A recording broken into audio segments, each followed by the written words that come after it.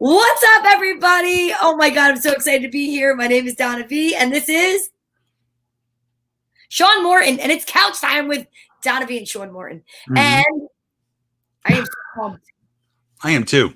I'm really pumped that we're here because we have a special announcement, which we're not saying yet. No, let him linger a little bit. Let them wonder what it is. I'm so excited. Exactly. What is new with you, Mr. Sonics?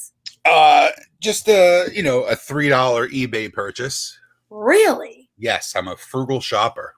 I love that. Kathy, you're ready with the Kathy Amdor. What's up? She said, "Hi guys, my brother. I sold my couch. What do I do?" Yeah, he threw that dad joke at me before too. Yeah, he loves the dad jokes. He's really good at the dad jokes. Oh my God, that was at 3:09 p.m. I just realized that it comes up like when somebody posts it because we had put up the preview. And the funny thing is Kathy's comment is at 9:30, 3:09, 9:30. I should play the pick 3 and play it straight in box. There you go. I am very superstitious. Are you superstitious at all? Yes. I have very few superstitions. I only have one when it comes to comedy though. Is that I have to pee like 3 times before I go on stage because I'm terrified of peeing my pants because I never know if I'm closing the show. I'm supposed to do 45, but there's been times where I do 45 or there's times where I do an hour and 10, and I have a very teeny tiny baby bladder, so I have to make sure that it's completely empty. That's my only fear. Wow. Happened to me once. My legs were crossed. You peed pants? Oh no, I felt like I was going to, and like I was only 35 minutes in, and had to do 45. So I was like, gotta go right now. Yeah, okay, Sean, and she laughed at that. And then Daria, what's up, Daria? Good evening. I know I just came back. I just had a show. It's Manifesting Monday. If you missed it, go watch the replay. It was really great, except for the fact that Tracy is somewhere on a secret location or at a secret location. I think she's at a retreat. Oh, okay. She's not able to get on, and it was very sad and frustrating, but it was wild. And I hope she watched. But I miss you, Tracy. I just want to say that because I love her. Yeah, I'm glad she's actually posting pictures because she's living in the tundra somewhere in Maryland or something. I know. Yeah. She's out there with her boyfriend, Chris, and they are hunkered down. They gardened and they hike and they bike, but now I think they're somewhere else in a secret location. Ah, okay. That's what I'm saying. She went on a retreat. Okay. Which is great. Whatever she got to do. Yeah, I got to ask you. Yes. How are your plants going in your home? Plants are going good. My plants are good. I'm going to pick the peppers, I think, on Friday. So you have house plants that grow food? Yeah. How is that possible? Because you put them in soil, and then you put them by the window, and then you water them, and then things grow. That's what happens. I know, but I thought they had to be outside. No, well, they should. If they were outside, they'd be gigantic. So you have mini peppers? They're smaller. Yeah, they're smaller. But yeah, they're growing. They're sprouting. That's interesting. Yeah, it's pretty cool. Okay. Just prove I can actually babysit now. I think I could babysit. Oh, children? Yeah, because now I've watered them. I remember to water. I have a fish, so I feed the fish every day. So I know I can technically feed like a human. Oh, well, one of your really good friends, Robert, says it's because you're too lazy to go outside. Yeah, well, I can go outside and not worry about burning my scalp because Rob is a member of the Bald Nation. Oh, yes. Kathy's pepper plants died. Well, no, actually, Kathy's pepper plants committed suicide. Oh my God! Didn't want to be in Kathy's presence. That's what it comes down to. Oh my God, that is so bad. Frank says, "Hello, Sean. Hello, Donna." And another Frank, forget landscaping. I think that's a reference towards my grass outside. And I want to say, listen, the less grass you grow, the less you have to mow. Very true. Yeah. And that's exactly fine with me. Yep. Although I have an Italian garden in the backyard. Of what? All we grew were tomatoes and basil. That's all you really need. Then you just go buy the mozzarella and you're fine. Exactly right. Exactly right. I have basil growing too. Go ahead. I have basil growing too. Now, he said you're not allowed around children. Robert, that is a great segue. Why do you have? I can't tell what his picture is, but it almost looks. He's got boxing gloves, I think, on. Rob is my bass player for my band. Oh, okay. Because the way the gloves are, I'm not going to say what it is. Because if that's your kids, then I'm not going to. That's one of his children. He has 3 boys. All 3 are amazing children. Oh, that's awesome. They definitely take after their mother. Oh, so they have hair. Yes, they have hair, and they're intelligent. They're good looking. What else? They're functioning members of society, unlike their father. So it's a beautiful thing. Okay. One of my dear friends. He's a great bass player. Oh, see, that's how you know he's a dear friend, because he has a heart on for you. Yes, he's a dear friend. So, but word on the street is that you recently did a show, and it was clean, and it was for kids, and you crushed it, and now you have a whole new kids fan base. The kids show is very interesting. First of all, it's outdoors. So the outdoor comedy thing is very different from the way we're used to doing things. You know, you're in a room, you hear laughter, it bounces off the walls, it comes back at you. So I did a benefit for, it was called, and actually called the Midgets. It was a midget track league or something. So they drive little miniature go-karts. These things were like 3 feet big. They were tiny. So I knew I had to work clean, and not just like adult clean. Like there's a very big difference. Like you can go and work a corporate event and you can't talk about sex or politics or religion, anything. Like you can't curse, whatever. But you can do innuendo and they'll get it. This is kid clean. Now this is very different because so mind you, you know what a track looks like. So in the middle of the track is a little patch of grass. In that patch of grass was the microphone. Stop it. Yes. You were in the middle of a track? Yes, in the middle of the track. So the way it was set up is people were lined up like horseshoe style. Okay. Around, and then behind the fence there was also some people sitting, and there was like bleachers. People were sitting there. The host, Crystal Dyer, was very funny, and I know she struggled in the beginning because, again, she's a woman, she's married, and most of her stuff is relationship material. Yep. So a lot of it was, you know, she did great. She got a lot of laughs. Carolyn Plummer went up. She's another phenomenal comic. I've worked with her before, and the last time I worked with her, I struggled to follow her. Like she was very, very strong. And, you know, she had a hard time too, because it was kind of like you're standing there, not like a normal show, and you just have literally 6, 7, 8-year-olds sitting in front of you. So I was like, I'm looking at them going, I don't know what the hell I'm going to do, because like I actually wrote out my set. I typed it out knowing I had to prepare, and I couldn't do certain jokes, obviously, for obvious reasons. So I went out there and I just said, you know what, fuck it. We're going to bring these kids into the show. I love that you did that. I had to. Brilliant. It's like having like the peripheral elephant in the room. You have to address it. So, you know, just talking to them back and forth, and, you know, making little questions to them that they know the answers, but like I'll throw stupid shit at them. Like, you know, I said to the kid, like, what's your favorite subject in school? And he's like, math. I'm like, well, I'll tell you what, stop learning math. You're never going to use it in life. Just like little things like that. Yeah. You know, I was like, who's your best friend? And he's like, my best friend's Billy. I'm like, well, you know what? No, Billy isn't your best friend. You know who your best friend is? It's cold, hard cash. So I'm just like doing little things like that. I brought them in, and you make your parents laugh is what you're doing. But the parents were laughing because they knew where I was going with this. You know, like that's adorable. Knew that I was screwing around with the kids, but not in a mean way. No, you were like that uncle at a party that like always says silly things to the kids. And it goes over his head, and the parents are like, Bobby, you're such a jerk off. Yeah, like that kind of thing. Exactly. But I was, you know, of course I didn't do all the kid stuff. I had to go and do some material about the parent stuff and blah, blah, blah, and stuff like that. But honestly, it worked out great. It really did. It worked out a lot better than I thought. It was for a guy that I work with all the time. He's the one who booked me on the cruise in February. Nice. So he gives me a lot of work. He works Tracy a lot too. So, you want to do good. You want to do good for the guy. So He was happy.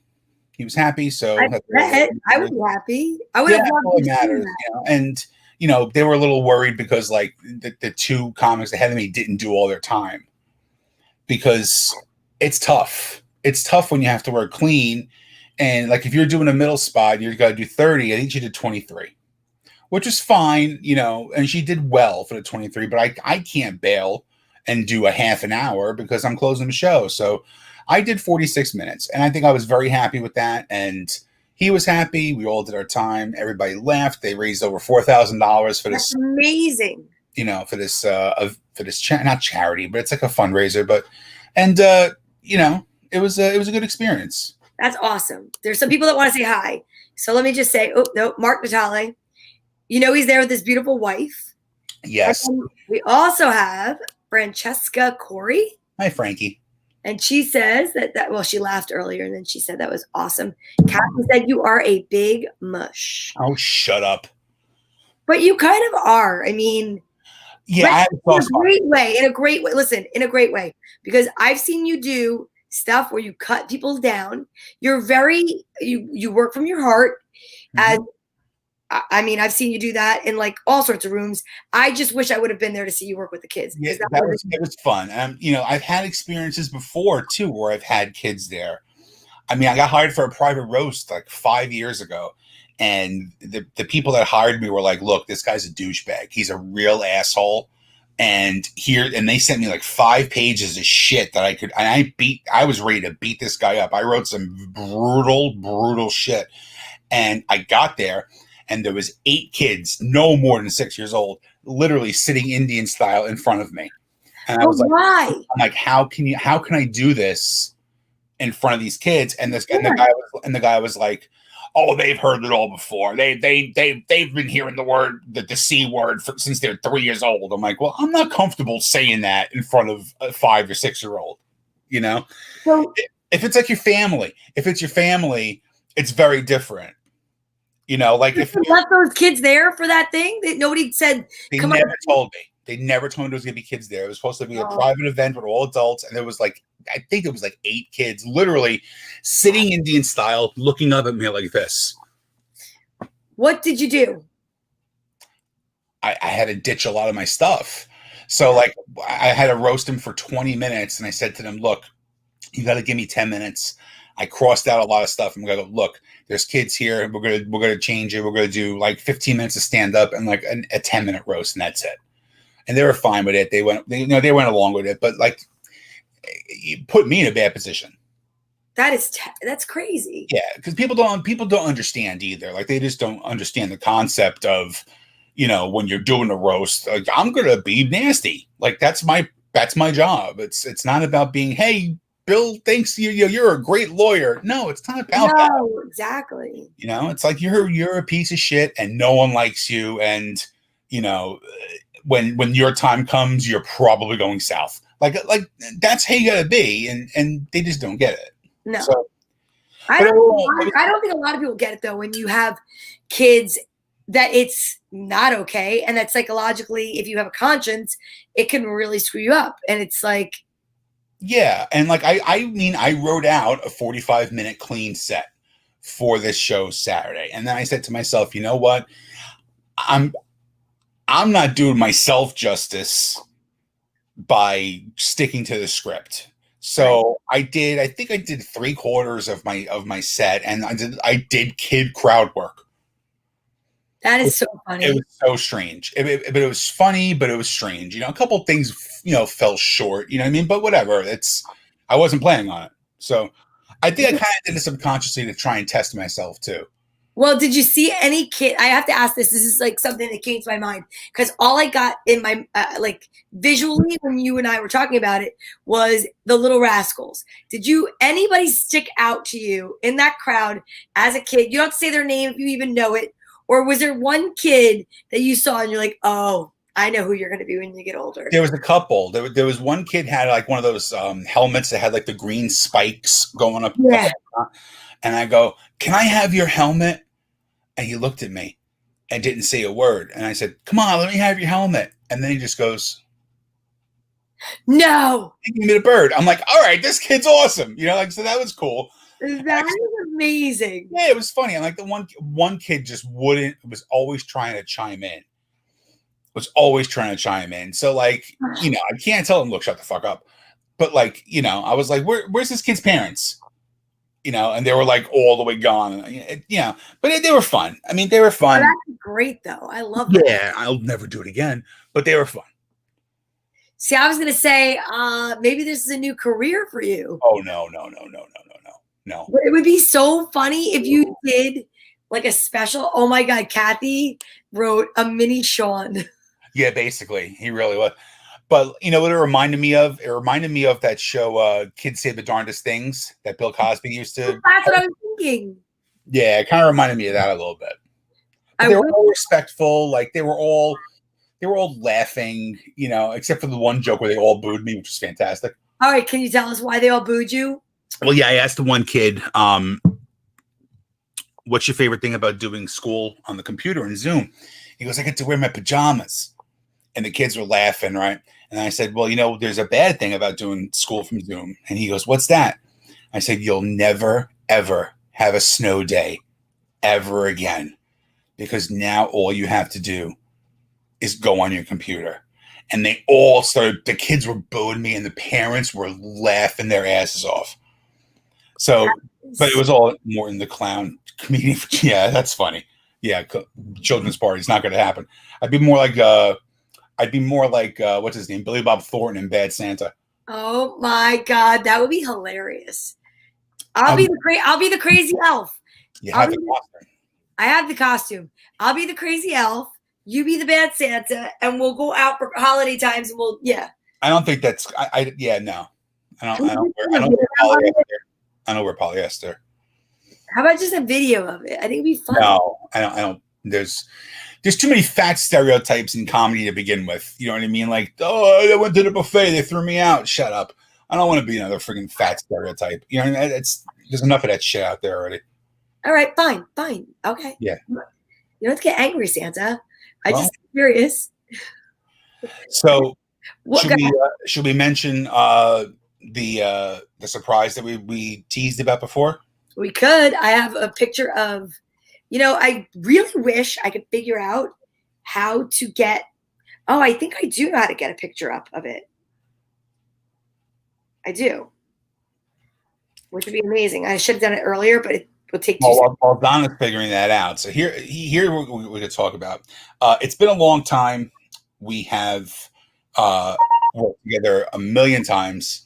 And it's been a very long time since we've had the opportunity to work together. I think it's probably been since February. My birthday show. It was at your birthday show.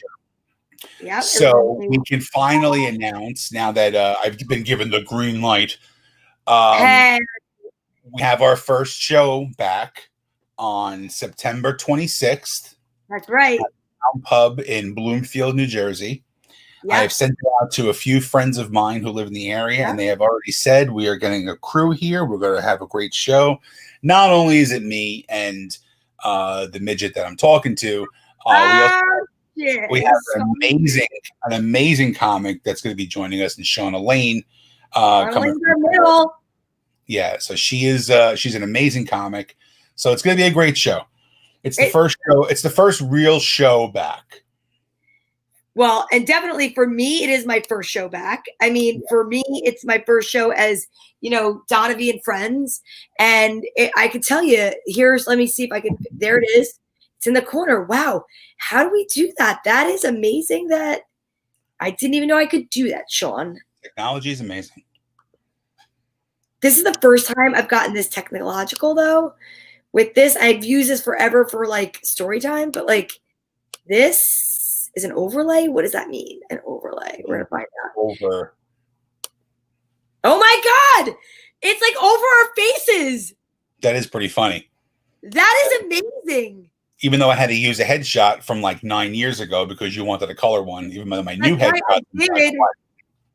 So here it is, guys. Outdoor comedy night, Town Pub in Bloomfield, New Jersey. It is going to be myself hosting. Shauna Lane is middling.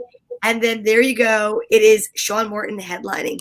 I could not be more excited about this. I am excited too. I'm very excited. You need to get back out there and get your chops going, because the next week after we have another one that we can announce too. We're going to be doing another show at Tiff's in Morris Plains, but I'm not gonna promote that too much until we sell this one out. We're gonna sell this one out quick. This is gonna be sold out because I already know from just like I sent the link out. Well, not the link. I know Frank said he needs a phone number to get tickets. I can send that to you.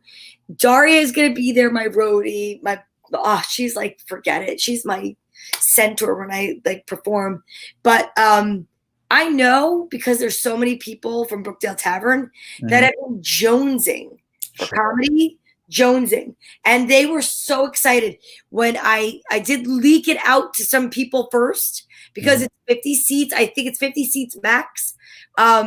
So I let my regulars know from Brookdale Tavern because they're used to seeing you, they're used to seeing me, and they're used to seeing Shauna. So a couple people have already asked me, well, why did you come up with this lineup? Well, first of all, Sean and I just forget it. It's like fire and ice. It's like crazy. And then Shauna has been amazing to me with co-producing in New York Comedy Club. And I just thought, you know what? It's my time to give back to those that have given to me. Exactly. And that is so important, especially after this whole situation with the pandemic. And I want to just say this. I can't thank Rami enough. So the number on the flyer to call and text is his cell phone. He wants to handle it personally because he saw me eating dinner there with my daughter outside. And he said to me, you know, you used to do your shows at Brookdale Tavern. I'm so sorry. My condolences for Bill. And which I thought was a hugely like gentlemanly thing to do. Right. He said, I'd really love to bring comedy back here. And I'd like to give you the first crack at it. How about it? And I was like, what? And I know I told you this, like, you know, privately. I will tell you, if there was a doubt in my mind that I wanted to go back to comedy, as soon as he said, would you like to put a show on here? The doubt left in a second. Like, it was magical. It was like, I can't wait to do this again. I'm like so excited. You should be, because again, I've been lucky enough to be able to do a couple things here and there, even though they're out of my wheelhouse, out of my comfort zone.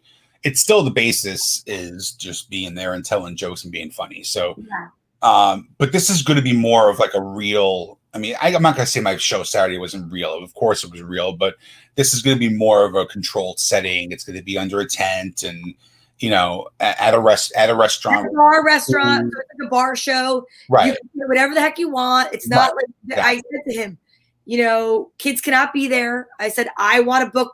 My headliner is my friend, and I cannot control what he says because to me, I understand there are shows where you have to have parameters. I get it. Yeah. But in this case, if we're going back for this, we're going back. Like, I want to be as real as possible, and that's it. Right.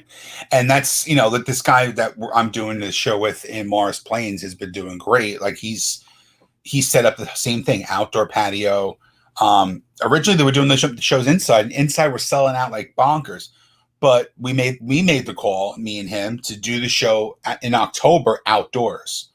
Because 25% capacity, we can't tell if they're going to raise the capacity by then because we don't know what's going on day by day. So there's no sense in putting, you know, only 25 tickets there. It's not going to be, you know, it's not worth it really to do that. So we decided that we're going to stick with the outdoor. It might be the last outdoor show they do because, you know, obviously it's going to start getting cold, you know, in October, and no one wants to be sitting outside.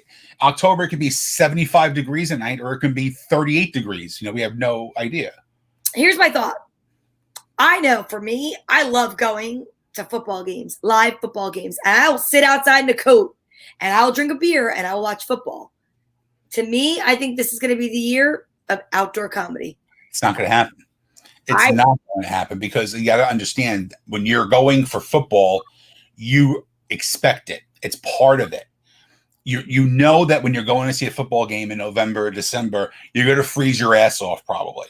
It's very rare that you're going to a football game in December where it's a balmy 68 degrees and like you only have your jersey on and some people wearing tank tops. Ain't happening. It could be 12 degrees, but you know that and you're expecting it.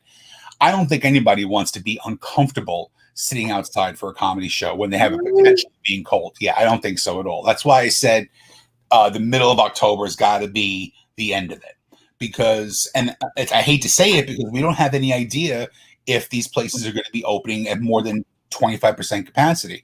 There's clubs now that are open and they're saying, hey, you know what? We're going to see 25 people. Well, you know what? Here's the thing. You seat 100 people, right? And half the show doesn't like it, right? You're still hearing laughter from 50 people. Yeah. Show at 25 people and half the people don't like it. You're only hearing 12 people chuckle. That sucks. Yeah. That sucks. So this is, so it's going to be fun. And just like you said too about booking Shauna because she helped you out a lot. Yeah, you're amazing. I love her. That's why I booked the lineup I did because I booked my friend Mario Lucina to host the show. And for tips? What's that? For tips, yes. Yeah. Mario is going to host. Oh, Larry, thank you. You'll follow me wherever I go. There you go. See, you have friends everywhere. I do have friends. So I booked Mario because I met him the first night I ever did comedy. I met Mario at Pat's Room. You've met Mario before, yes. So we've had a bunch of shows together, and we've actually, we're friends. And he would do comedy more at like a recreational pace where I realized early on that this is what I want to do. And so where he was going like this, I was kind of going like that quick. So, but we've stayed friends forever. And, like he's been over my house. I've been over his house. We go out for drinks. Like it's a friendship, But I said I had to bring him in. And then I asked you, and the easiest thing for me to do would ask you to host because that's what you do. You're a host every show, but I'm not. I made you do the middle spot because I want you to grow as an push yourself. I want you to push yourself because I had people do that for me. I had people do that for me more times than I can tell you. 15. What am I doing? 15, 20? What am I doing? Half an hour. Oh, God. Sure. Half an hour. All right. Okay. Half an hour. Whatever. We'll figure that out. But you're not doing 10 minutes. You're going to be doing at least 20 minutes. So that's fine. But no, that's the whole thing. When you have people who are, this is a shitty business. And people don't understand that. It's a very cutthroat business. People are always out to stab you in the back, step on your body just to get a spot. And it's not even about money. These egomaniacs in this fucking industry will actually like berate you and belittle you just to do a free spot at a bar show, let alone a show where you're making money, let alone when you're running a room, let alone when you're doing a tour. I mean, forget about it. So when you surround yourself with those good people, that's the most important thing. And I had my mentor, Vanessa Hollingshead, I will never forget this to the day I die. We were working at a club in Pennsylvania, and I was hosting and she was headlining. And I had hosted there for like 4 years. And at that point, at 4 years, I think I was good enough to go and feature at this point. So I say to the guy, listen, I really want the bump. And he goes, you're always going to be a host to me. You're not going to go any further than that. Okay. Vanessa heard that and she pulled me aside, and I've worked with her a bunch of times before. And she says to me, I need you to do me a favor tonight. And I said, sure. How do you want me to bring you up? Whatever. She goes, no. I want you to blow me out of the water. I go, what? She goes, I want you to make me work my fucking ass off tonight. And I didn't understand it. And she goes, you need to show him that you're good and that you're able to do that middle spot. I said, no problem. And I don't even remember who the middle was that night. But I went out guns blazing. I love that feeling. I went out guns blazing, and after the weekend, the guy on Friday night in front of me said, "You're never going to be nothing more than a host." Said to me, "Yeah, you're really good. I guess I got to give you the bump up this for the next time, huh?" Okay. Yeah, you did. And then he did. And now I headline this club twice a year because, again, it was the same. What club is it, or are you not saying it? No, I won't say it. Okay. No, I just didn't know if I like zoned out. No, it's fine. That's amazing, Sean. But that's the thing, is that you have to have people who are looking, when you have somebody who's looking out for your best interest, because they're your friend, because you care about them, and because they believe in your talent, you take that advice. And like, I still take that advice from her. But now my relationship with her has changed to the point where she did a DVD 2 years ago and I produced it. Like, I structured her whole set for her DVD. I changed jokes for her. I wrote jokes for her. I gave her stuff from my act that I wouldn't be able to use, stuff that I had an idea with. So it went from her being just the headliner who is taking a liking to this young comic to, like, 8 years later, I'm helping her produce her DVD. You know what I mean? So it's that one little spark. Yeah. It's just that one little spark, and don't be afraid to do it. Like, I have no problem helping any comic out. I know you don't. I have a friend who was doing open mics, and again, same club. I was like, okay, all right, you know what? I'm headlining the club.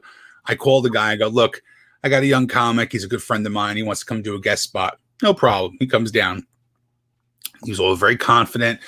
This material's great. It killed. I'm doing open mics. It's fucking amazing. I'm like, all right, no problem. Let's come on down. I can't even tell you. I feel like I know what you're going to say. How bad that bomb was. Yeah. I mean, it was like, I'm actually was watching it like from across the room and smiling and laughing, like not with him, but at him. I really was laughing at him because it was a learning experience for him. Like, you have to stop with the overconfidence when you're very early on. Yes. And it was bad. It was like jokes about queefing and like farting during yoga. It was just off. And I love the kid to death. But he knew he did it. He knew he bombed. Like, he really knew it too. But there's lessons, there's. Oh yeah. Like, I mean, like, it's so hard when you start out and you verbally start to shit the bed, and then you realize that you just can't get out of your own way. If anybody is watching and really wants, this is a great idea. And I'm going off topic on this, but a dear friend of mine, James Mattern, he used to go by Mad Dog Mattern. Now he goes by James Mattern. In my opinion, is the greatest host on the planet. He is amazing. Okay. He's doing a new podcast called The Commissioner of Comedy, where he's taking one topic and talking by himself, no interviewing. Like, he'll talk about bombing. He'll talk about, fear on stage. He'll talk about the writing process, and he breaks it down in every episode. So if you really want to listen to what a comic goes through, like, we touch on this a lot when we talk about this. And I gave you just an example just now, but his podcast is all about that. And it's such a learning experience, even for somebody who's doing this 12 years, and he's doing it fucking 16 years, 17 years. I learned listening to this podcast. And what is it called again? Commissioner of Comedy. Commissioner of Comedy. Okay. Yeah, it's a really good podcast. That's another story. But yeah, so that's the whole reason why I booked that show. Was just to light a fire. And this is the Tips. That's the Tips show. Yes. Yeah. So it's going to be fun. So we got a couple things that we're excited about. We can actually have even if it's the last 2 shows we're doing this year, it's normalcy. We have a little bit of normalcy that we haven't had in 7 months. I just can't wait. I cannot wait because I know it's going to be a lot of fun. My friend Donna has a table of 12 already. She booked it. Like I know I have another group that's going to be for Brookfield Tavern. That's going to be large. The point of me saying that is I feel like it's going to be as if March, like the record was playing and somebody just picked up the needle. And I have this very hopeful feeling that September 26th, the needle's going to go back down. The song is going to continue. And whether it's a song that we all love and that we all sing together or not, it doesn't matter. It's just the music has got to get back on because I miss it a lot. I miss it more than I thought I did because of, being home. And it's interesting. I really got into the energy. I got back into that energy of that maternal energy, being home with my daughter. I hadn't been home, like stay home since my kids were little.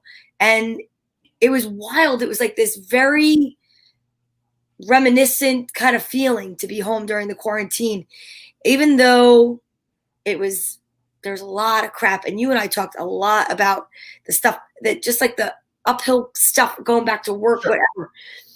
But the point is there were so many distractions during this quarantine, being home, trying to figure out financial stuff. But I couldn't picture having fun again or making people laugh again.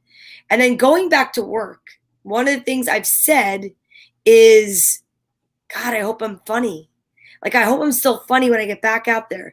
And like, I'm not saying it looking for the stroke. I mean it, like, because so many people have tightened up. And it's like, today, one of my daughter's friends was here. She stopped by. She asked me for college. She's like, hey, listen, if I wanted to do a fundraiser, would you be willing to? I said, comedy? Absolutely. I've never worked at college. I've heard from other comics it can be tough. But I have to tell you, I need to know the cause before I commit. She looked at me and she said, I said, because if it's going to be something really sensitive, I'm not going to want to do it. I'll produce it. I'll help you.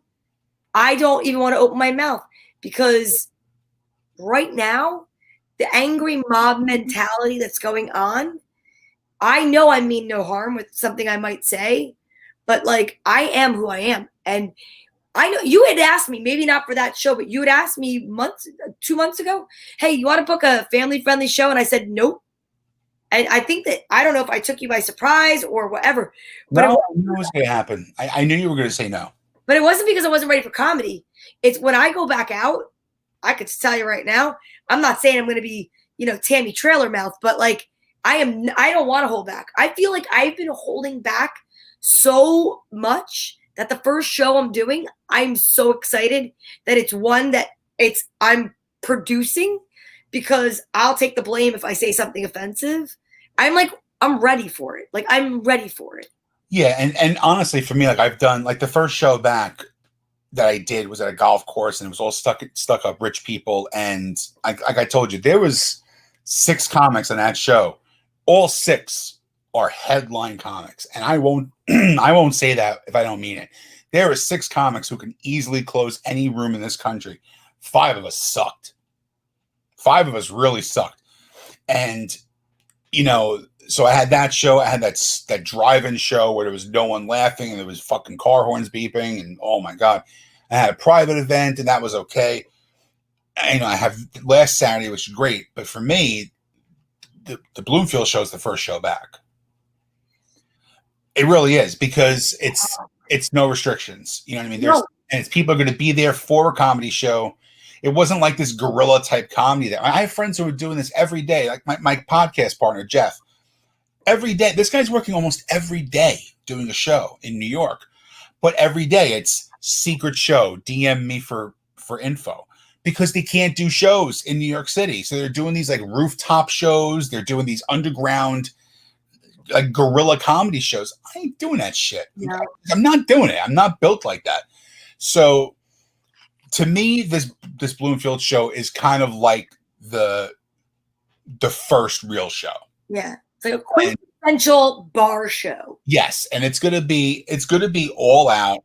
It's gonna be, you're gonna feel like you haven't been off stage. Because again, for you it's a benefit because you have people that are gonna be familiar. Right, in my corner. So it's not like, I said to you, hey, you know what? I have a show in Albany on Saturday, do you want to host it? You'd fucking shit your pants. Yeah. Perfect show for you to get back to. And for me, it was like I had to do a couple things just to get my chops up and try out the new material that I'm doing. Because I'm trying to like do a lot of new material during these things too. Right. And so for me, I'm really looking forward to this. Right. Because it's going to be, we're gonna sell it out. It's not even a question. I know No, it's not a question. we're gonna sell it out. The week after. Look, they only got 50. I think there's only 50 seats at that one too. We already have 18 tickets sold. What's the date again? The week after, October 3rd. Saturday. Yeah. Yep. I have a Sunday wedding that week. So we already have almost half those tickets sold out already. I haven't even promoted it yet. That's amazing. Yeah. So, whether it's just these two shows or if these two shows are the start of whatever, it's gonna be fun. It's gonna be fun. So we're gonna have people that and I'm excited for it. I really am. I am too. I think it's just gonna be like guns a-blazing, on fire, just to get back out there and have fun. And exactly like you said, and you know me, I am the queen of doing comedy shows for charity. I'm not connecting this with a charity, not because I don't want to do charity work, but this is for the people that want to laugh. And that is a humongous difference. And I know that's what you meant, but exactly. I'm just echoing what you're saying.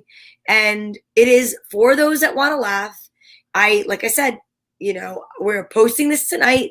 Yep. It is going to be, you need to call or text.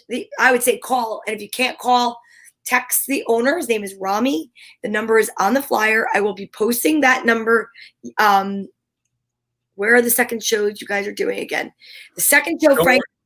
Don't worry about that yet. Let's focus on the Bloomfield show. All right. So the Bloomfield show right now is at, it is called the Town Pub. I'm going to post it over our faces one more time because I'd love to know how to post it. Oh wait, I could do an overlay, I guess. This is like all new to me, you guys, and I'm okay with not knowing. So let's see. We'll both post it on our social media. Oh yeah, we are, but I'm just saying, there it goes again, back in front of our faces. So it's Saturday, September 26th, 8 p.m. is the show. I would suggest if you're going to eat, get there a little earlier, must call. We're going to do $15 per person, cash at the door or Venmo. The Venmo is on there. Anybody that just feels charitable, that's my Venmo. No, I'm just kidding. And seating is limited. Masks are required to get in, just like regular restaurants. And I do not think there's going to be anything that night that people can do if they do not get tickets. So please, I know there are so many people out there. Sean, I know you're familiar with this too. People say, oh no, I'll wait till that night. What if, something comes up? Listen, this is not the regular comedy show. This is COVID. Like, these are rules. We cannot squeeze people in. We cannot make other people feel uncomfortable because you decided to wait till the last minute.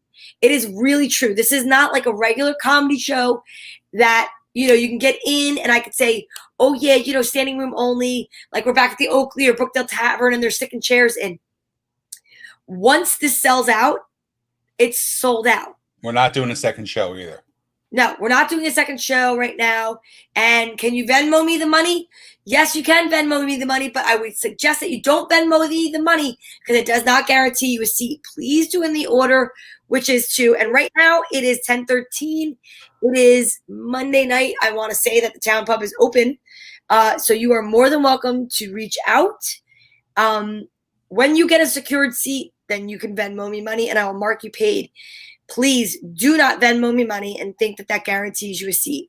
You get the seat and then you pay for it. Yep. So that was pretty good. Yeah, that's pretty damn good. I'm so pumped. Yeah, I am too. And I feel better too going into a normal show, knowing that I've done a regular 45 set. Even if it was clean, even if it was different, it's still got the flow and the energy going again. So yeah, it'll be good. It's going to be.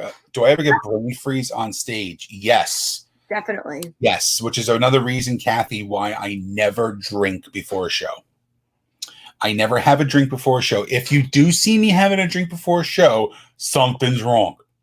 No, it's I just don't because I'm fucking not as ADD as you are. But I do trail off a lot on stage. especially when I do a lot of crowd work. So, yeah, I can definitely space out a little bit. One of my favorite moments, I'm going to tell a story about me and Sean. This is going back minimum 2 years ago, maybe 3.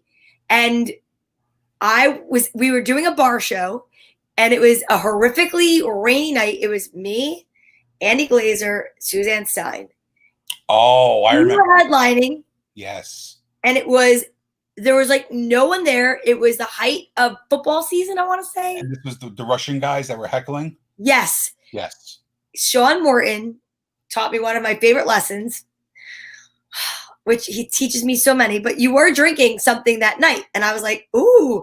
And I was like at the point where I didn't know yet what my style was going to be. People are like, I can't believe you don't drink before you go up. Doesn't loosen you up. I'm like, no.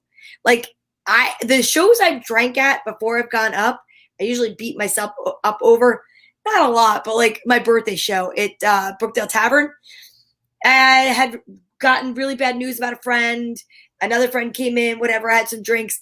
And I still hear from people now, and they're like, that was one of my favorite shows. You were crazy, you were loose, you were this, you were that. But then when I talk to people that know me, like my kids or my mother, they're like, ooh, you were just. I was there. You were there. You were drinking. It was like whatever. I don't ever want to feel embarrassed about a show. If I'm going to feel embarrassed, it's because I bomb, whatever. But the show I'm talking about, do you remember that you said something to me? And I'm still green, but I was dark green back then. And you made a comment to me, and every single thing that I had written went out of my head. And you said to me, I have a challenge for you. You looked at me when you were sipping your drink, all like Don Corleone. You're like, I have a challenge for you. I go, what? And you go, just do crowd work. And I was like, I go, what? And you go, just do crowd work. Don't do any of your material. That was the place to do it because, look, they weren't paying a ticket. You know, no one bought a ticket for that show. I know. People were yapping. People were not, those shows are the ones that you really earn your stripes. You really earn your stripes with that shit. But that was so much fun, though. It was. And then I took over and berated that fucking asshole. I still remember the guy. And I think I actually stood on the bar stool and was yelling at him. Stand on the bar stool. Yeah, I was screaming at the guy, telling him to shut the fuck up. It was so funny. Jackie Smith says, Sean, you were awesome when handling hecklers. And hi, Donna. And hi, Jackie. See, like those kind of shows are the ones that really they teach you those lessons that you can't learn when you're on a road, like doing a club on the. I ran a room for 9 months at the old Colorado Cafe in Watchung. I miss that place. So you know the place, right? Yeah, I love that. It was one of my favorite places. On the left side was the huge dance floor and everything, and on the right side was the bar that had the mechanical bowls. And yeah, that's where I did the shows. So it was on a stage that was level with the bar. Yes. And we never knew how many people were showing up because we never charged a cover, but the guy paid me every week. So I gave comics $50 to do a 15-minute spot. I took $100 a week to book it. Did a full open mic afterwards. There were nights where we had 4 people, and there was actually a night where we had 300 people there. Oh my God. And you can never tell. And you know what? Some of those nights with the 4 people were magical. And some of those nights with 200 were abortions. Yes, I bet.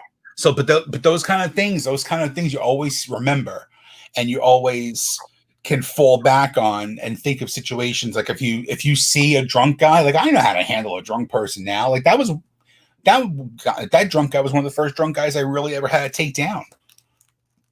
So, but that's the whole thing. It's a learning process, and no matter what kind of show it is, you'll find something to learn about. Yeah. I never in my life thought I would be able to do a show for 7-year-old kids and be clean and get laughs and get paid. That's amazing. That's the whole. So it's not just pushing your friends; it's also pushing yourself and getting out of your comfort zone. I wish I was there. I would have loved to have seen that. It was different, but I'm glad I did it. I'm really glad I did it, and it's just preparing me for. Yeah, just preparing me for Town Pub in Bloomfield. That's right. That's right. Frank said he just spoke to him. 2 tickets are reserved. He'll be sending the money. It's fine. You don't even worry about that part. I am so excited. Yeah, it's a return. There's little things that are just little returns to reality. Like just like eating in a restaurant now. Like you can go and you can eat in a restaurant. I'm not going yet. Are you going?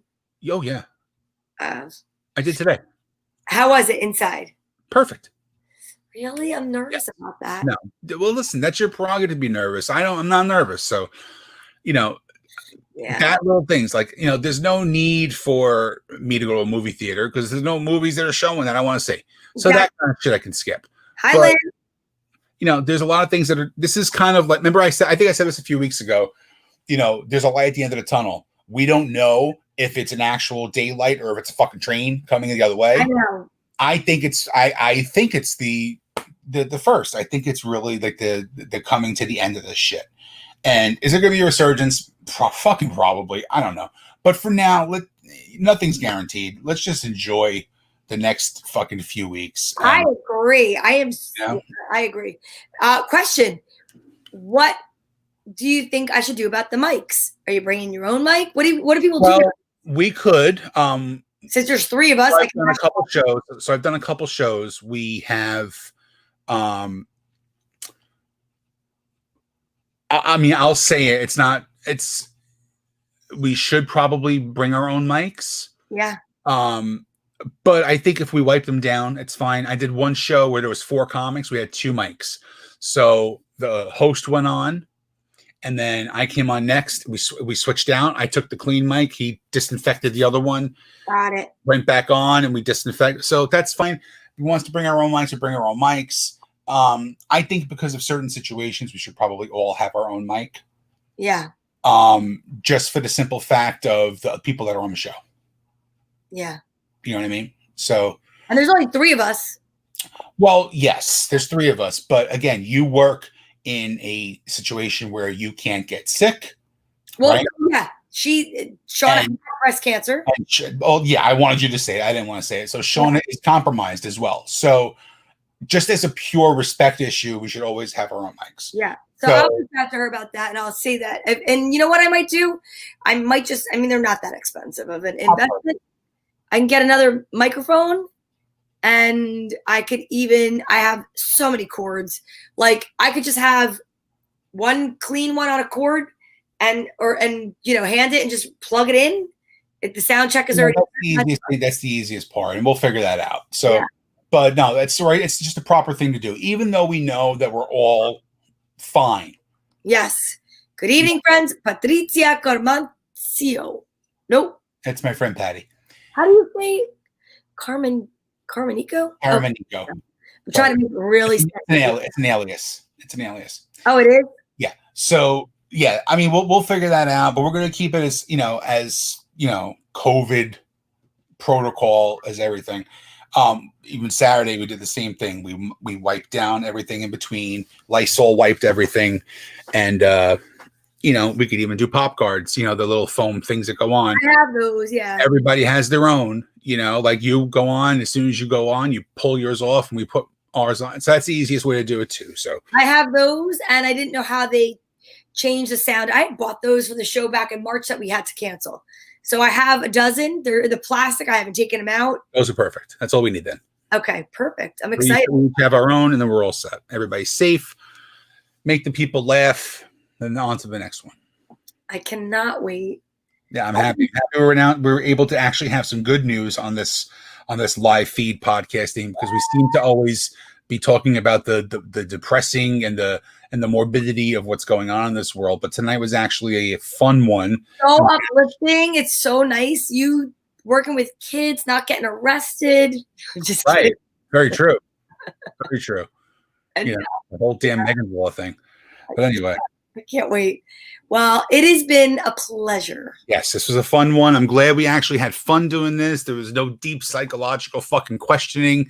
This was all about having fun, talking about comedy, and you getting back into it, and Shauna getting back into it, and I'm glad we're going to be doing this. So yeah, sometimes couch time you have to lay down on. Sometimes you jump on the cushions. Tonight was a jump on the cushions. yes, tonight was fun, and it was very light and easy, and there was no subconscious Freudial fucking inner workings going on. So all about seeing the light at the end of the tunnel, and the light's here. So people, we're going to post the flyer tomorrow, all of us, and we want a really fucking packed out place. So yeah. If you're ready to laugh, you're going to definitely want to show up to the show. It's going to be amazing. Thank you guys so much for watching. My name is Donna V, and this is Sean Morton. All right, we'll see you soon. Thanks so much. Night.